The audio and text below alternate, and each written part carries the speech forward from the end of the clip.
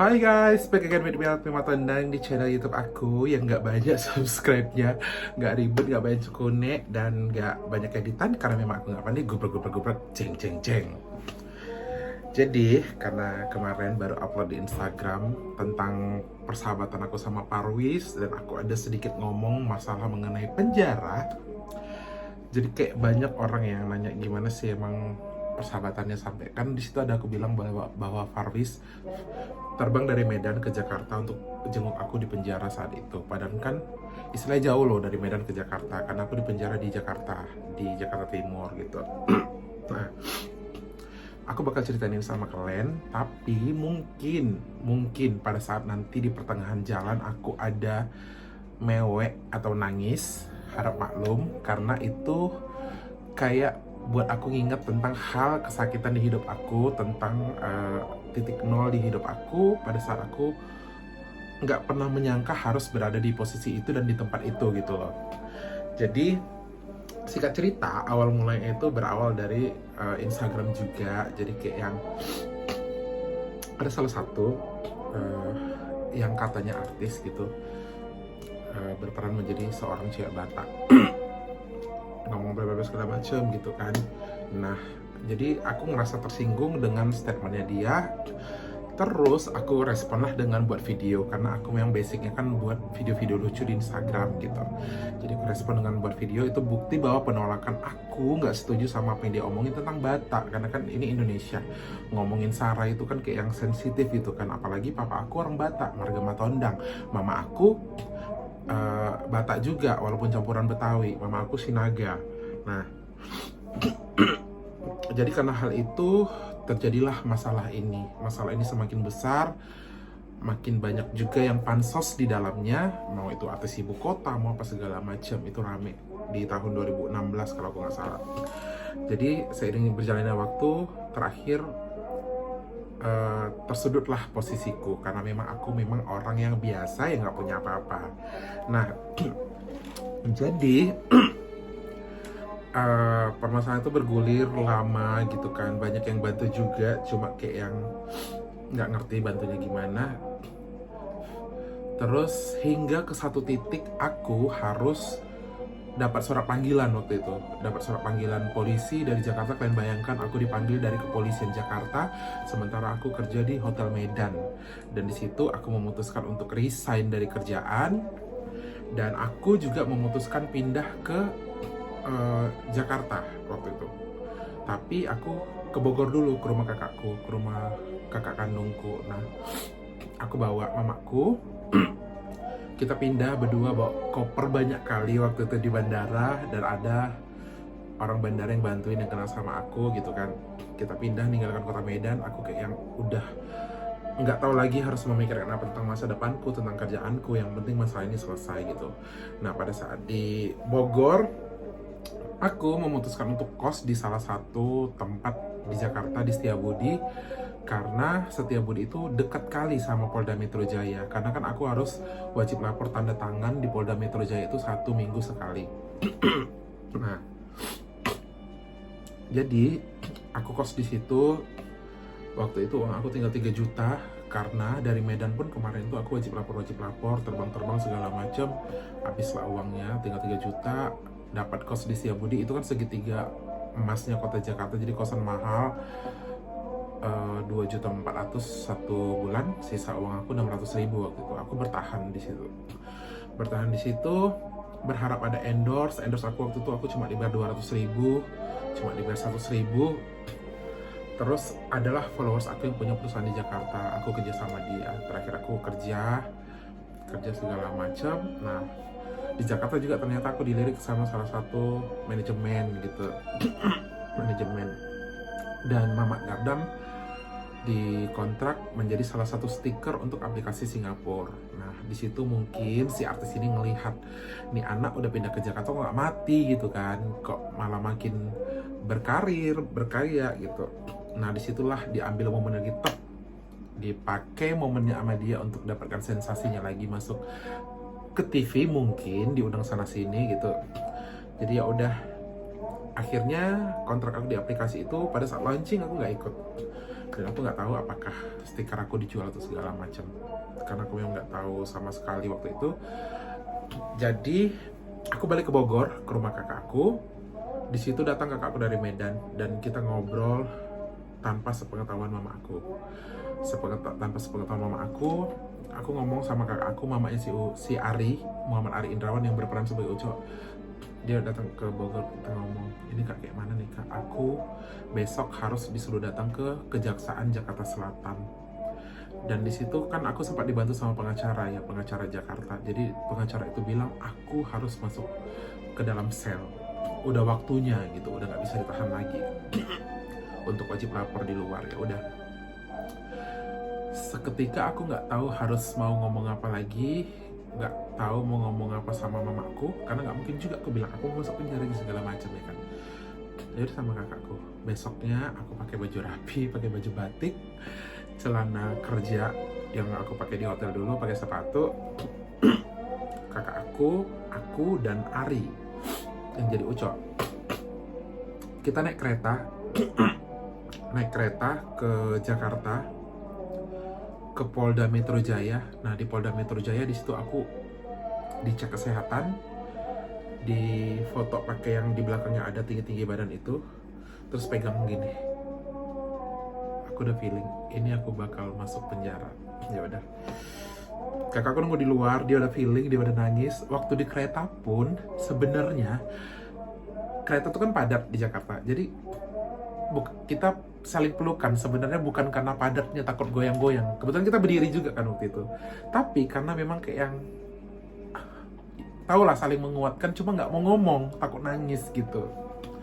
Nah ya udah, jadi singkat cerita aku dibawa ke dalam mobil polisi. Mobil polisi waktu itu masih mobil yang kayak taksi. Dibawa, disuruh minum segala macam, disiapin minum, cemilan, makan Vin gini-gini segala macam. Mereka kayak yang buat momen ini kau bisa makan enak, minum jajan enak gitu kan. Ya udah. Kakak aku nggak bisa ikut dalam mobil polisi karena memang nggak boleh. Akhirnya mereka nggak, aku nggak tahu mereka naik gokar atau gimana, menyusul ke Kejaksaan Selatan. Nah di Kejaksaan Selatan itu sampai segala macam.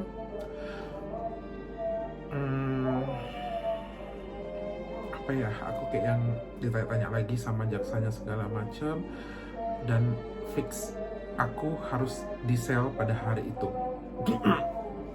Tapi ternyata ada yang kenal samaku di Kejaksaan Selatan, tuh ada yang kerja, terus dia bilang, ini Bang Alvin kan, katanya. Bang Alvin Matonong yang orang Medan itu kan. Oh ya udah Bang, abang jangan masuk dulu, duduk di sini aja dulu gitu. Aku jujur Bang, abang hari ini mau dikirim ke Jakarta Timur, ke penjara Jakarta Timur, Cipinang kelas 1, dan abang ganti aja celananya, kata dia gitu, ikat pinggangnya dibuka, pakai baju biasa aja, jangan pakai sepatu, pakai sendal swallow aja gitu kan. Terus dia yang kayak ngasih nasi kotak sama aku, disuruh makan akunya. Aku udah nggak bisa makan dong waktu itu guys. Terus si Ari pergi ke daerah Jakarta Selatan tuh nyari sendal swallow gitu. Jadi aku udah setel, nggak pakai baju bagus, tapi ada yang lucu. Aku di situ udah mulai sedih, tapi dia minta foto sama aku. Bang, aku boleh nggak foto sama abang, kata dia. Sementara aku udah apa ya, udah nggak bisa mikir segala macam. Tapi aku menghargain dia. Dia senang jumpa aku. Ya udah Bang, kayak foto bareng, aku bilang. Karena aku udah nangis di situ. Ya udah foto, jangan diupload ya Bang, aku bilang. Iya nggak apa-apa, aku nunjukin nama keluarga aku aja, aku jumpa abang, kata dia gitu. Ya udah. Akhirnya aku itu di jam 3 atau di jam 4, aku lupa, dimasukkan ke dalam mobil tahanan untuk pertama kalinya. Jadi dari Kejaksaan Selatan dikirim ke Cipinang, dan itu pertama tahanan-tahanan lain dulu dimasukin sama dia. Bang, abang belakangan aja ya, kata dia, kuat-kuatkan diri dulu, kata si abang tadi. Jadi yang masuk udah masuk semua segala macam, baru aku masuk. Aku ketakutan Takut kali. Kadang-kadang aku nggak pernah ada di otak aku harus masuk mobil tahanan sama orang-orang yang calon napi. Ya udah, aku tegarin diri aku masuk dalam, aku dapat duduk bang katanya. Jadi mungkin karena aku masih pakai minyak rambut, wax rambut masih rapi, mereka nanya, abang kasusnya apa, kok rapi kali orangnya gitu kan. Ya aku UU ITE bang, aku bilang. Oh ya udah, abang apa kasusnya bang? Aku begal bang. Ya satu lagi ada yang aku pembunuh bang katanya. Aku harus bilang apa? Aku berada di tempat yang di situ semuanya kriminal. Terus udah ada yang residivis, ternyata residivis itu udah bolak-balik masuk penjara. Dia ngomong, kita kuat-kuat ya, Bismillah aja, karena pasti di sana nanti kita bakal kayak di mos lah, di suatu tempat. Kita kan orang baru yang masuk suatu tempat, pasti kita kayak sekolah di mos kayak mana sih, di Projo gitu kan. Ya udah, aku gemeteran selama di perjalanan. Akhirnya sampai di Cipinang, masuk, turun dari mobil tahanan satu-satu segala macam.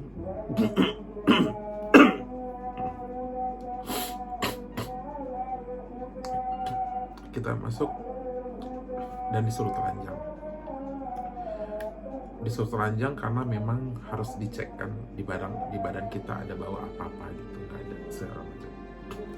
Ada beberapa perlakuan yang nggak bisa aku sebutkan karena memang tahulah kalian, sosial media UUT ini nggak bisa ngasal ngomong, tapi itu cukup aku yang tahu gitu. Terus singkat cerita masuk ke dalam sel tahanan, namanya penampungan. Jadi di tapi sebelum itu dibotakin dulu deh. Jadi aku dibotakin, seumur-umur aku gak pernah botak, di situ baru dibotakin. Botakinnya juga ngasal gitu kan. Ya udah dibotakin, terus disuruh jalan jongkok, masuk ke penampungan itu. Di penampungan itu misalnya ya, bukan kondisinya, misalnya yang harusnya ruangannya itu untuk 150 orang, misal untuk 150 orang, tapi di ruangan itu udah banyak orangnya, udah kayak yang 200 orang atau 250 orang gitu. Jadi kita kayak yang duduk aja gitu, nggak bisa tidur badannya, duduk bertekuk gini, nah gini. Terus pada saat masuk jalan jongkok itu kita diperebutkan nih sama napi-napi di dalam. Sini aja segala macam. Aku udah nggak tahu lagi. Terserah kalian apa yang mau terjadi sama aku, silahkan. Aku udah pasrah. Singkat cerita, akhirnya masuklah proses persidangan. Nah, proses persidangan. Jadi sidangnya itu setiap hari Senin, jatahku setiap hari Senin. Jadi setiap hari Senin itu aku harus jam 10 pagi harus udah rapi, udah pakai baju putih, udah nunggu di absen sama polisi lapasnya, di absen, masuk lagi ke mobil tahanan. Masuk ke mobil tahanan, tangan aku diborgol. Di dalam itu impit-impitan sama orang yang mau sidang juga hari itu. Jadi perjalanan yang dilakukan itu dari Jakarta Timur ke Jakarta Selatan, diborgol guys. Terus sampai Jakarta Selatan, turun segala macam, sidang titik banyak segala macam, itu yang terjadi. Nah, aku juga mau cerita keadaan di dalam penjara itu nggak menyenangkan, karena apa ya, untuk makanannya aja yang pernah aku makan itu ada satu ubi untuk sarapan, yang satu ubi gini tuh yang dibagi-bagi, makan siangnya pakai nasi, terus pakai telurnya tuh nggak, mungkin saking banyak yang dimasak, nyucinya nggak terlalu bersih gitu, jadi masih ada kotoran-kotoran ayamnya segala macam. Kadang dapat daging juga, dagingnya itu keras sekali kayak sendal swallow gitu. Itulah makanannya. Aku nggak bisa cerita secara detail, tapi itu dia. Terus waktu di sidang, kakak aku selalu nemenin dari Bogor. Kalau dia nggak kerja nemenin, kalau nggak aku sendiri gitu kan. Nah, terus dia bilang itulah, si Parwis mau datang katanya. Oh ya udah kak, aku bilang gitu kan. teman-temanku yang lain gak ada aku hubungin kakak, aku bilang gak ada, orang tuh gak mau aku kak sini, aku bilang gitu kan. Enggak deh, kata dia, ada satu orang yang mau datang dari Medan juga, tapi katanya kalau nengok orang di penjara itu nanti bisa sial, bisa ikut masuk penjara, kata dia itu, jadi dia gak jadi. Ya udah, maksudku gini, kalau kalian nggak niat memang mau datang, jangan dikasih harapan gitu, karena pada saat itu aku butuh teman, karena memang aku ngerasa terpuruk di hidup aku.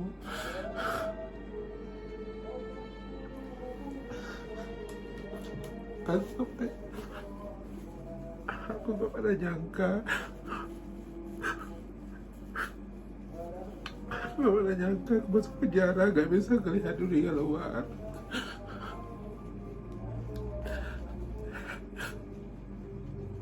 Terus aku gak tahu sidang berapa, datanglah Parwis dari Medan.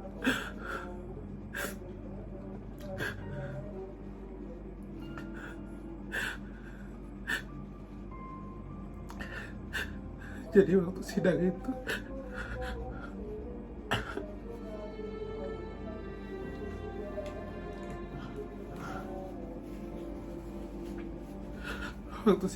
Parwis kawannya aku sidang.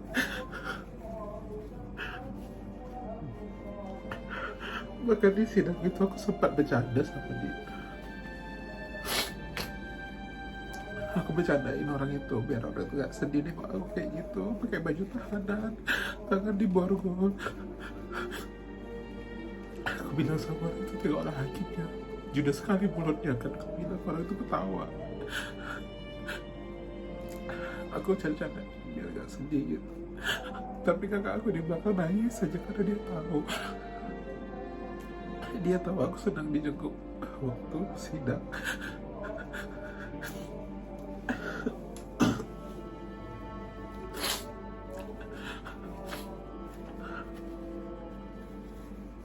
Sorry ya.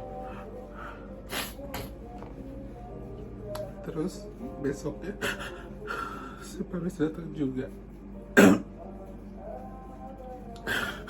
Datang ke Rutan Cipinang, liatin aku.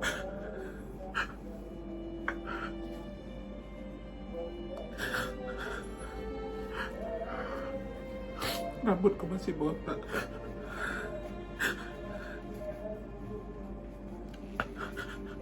Terus dia nanya sama aku, abang mau dibawain apa bang? Pengen makan apa?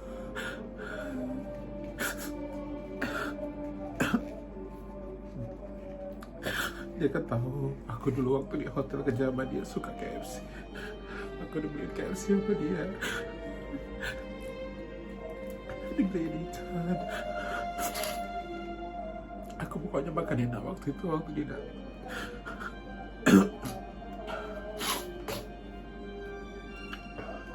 Terus aku gak habisin ikannya kan, sengaja. Gak aku habisin biar aku bisa makan enak nanti di dalam. Aku bilang aja aku udah kenyang, aku makan sedikit. Aku bilang, ya udah. Jadi makanya aku bilang, dia jauh-jauh datang dari Medan terbang ke Jakarta, ongkosnya juga gak dikit kan. Dia mau jengukin aku pada saat ada orang-orang ninggalin aku waktu itu. Ya udah. Terus dia kasih aku uang, bagi dia uang untuk beli benda katanya. Dia berusaha hibur aku. Dan nominalnya itu gaji 1 bulan dia di hotel, karena aku tahu berapa. Karena yang masukin dia ke hotel itu aku itu dikasihnya. Aku bingung. Aku bawa ketawa kayak ada di penjara pakai benda gitu. Ya udah, itu sih yang bikin aku ingat sama orang-orang yang gak ninggalin aku waktu aku udah sedih guys. Kita harus berada di penjara nggak bisa ngeliat dunia luar, nggak bisa makan enak. Makanya aku sekarang lebih bersyukur sih. Aku selalu bilang sama ponakan-ponakan aku, kita di luar ini jangan sok cantik. Aku bilang, ada uang misalnya 50.000 mau makan enak, makan KFC. Terus kita bilang, bosan nasi KFC aja gitu. Jadi gitu, karena waktu aku di dalam itu ngerasain bener-bener kayak yang semua itu berharga gitu, keluarga segala macam. Gitu sih ceritanya. Sebenarnya banyak yang harus aku ceritain, tapi nggak mungkin aku sebutin semua karena ini bakal susah lah sekarang UITE segala macam kan gitu. Intinya gitu sih. Kalau ditanya rasanya di penjara kayak mana, ya gitu lah rasanya. Pernah dipukul, berantem, difitnah, aku difitnah sampai aku harus pindah kamar.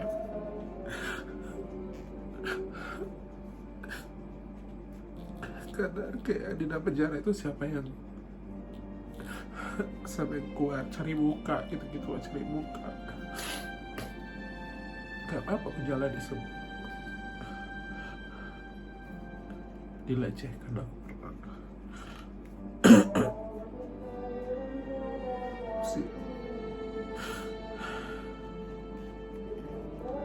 Sampai akhirnya aku bebas dari penjara itu.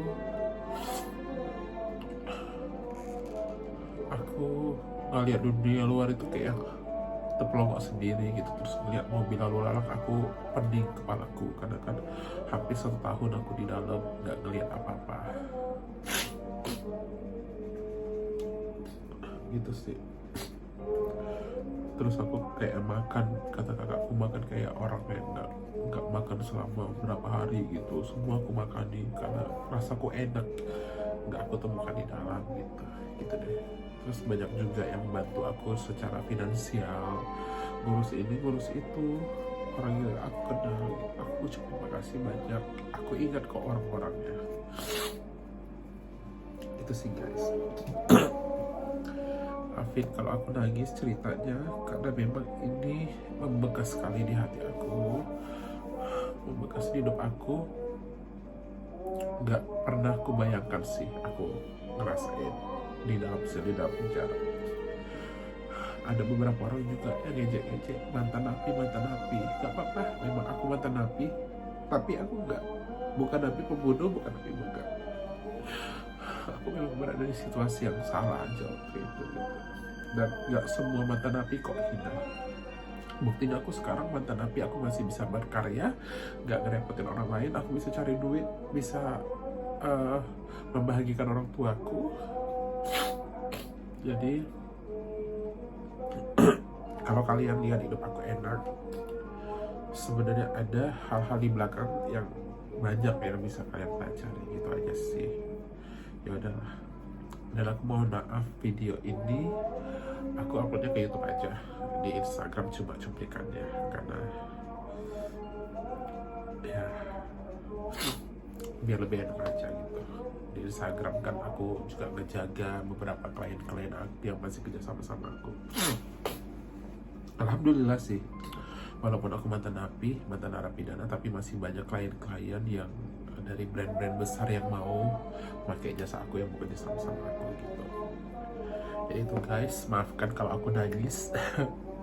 Sebenarnya aku gak mau nangis, dari tadi aku tahan, cuman ya emang kayak yang nyesek aja gitu kalau aku harus mengingatnya lagi. Pokoknya makasih kali buat kalian yang dari dulu udah follow aku, udah support aku, udah sering komen, sering like, sering dukung karya aku gitu. Sekarang aku jadi jarang buat video, memang aku akuin, karena memang aku sekarang lagi ngutip hasilnya gitu. Kalau kemarin aku sempat yang kayak nggak bisa ngapa-ngapain, sekarang aku lagi ngutip hasilnya guys. Aku lagi fokus cari uang, pengen beli rumah karena rumah di sini banjir gitu. Fokus kerja gitu. Tapi kalau ada waktu untuk buat video, aku pasti buat video. Makasih udah nonton video aku. Pokoknya aku sayang kalian semua yang udah support aku.